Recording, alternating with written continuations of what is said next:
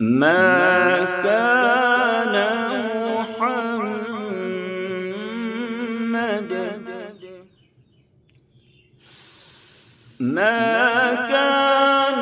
محمد أبا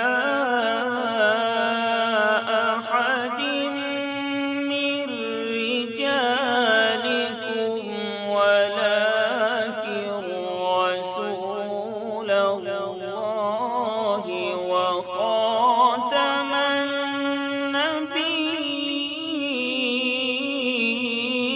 النبيين وكان الله بكل شيء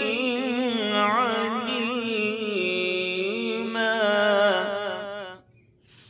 وكان الله بكل شيء عليما.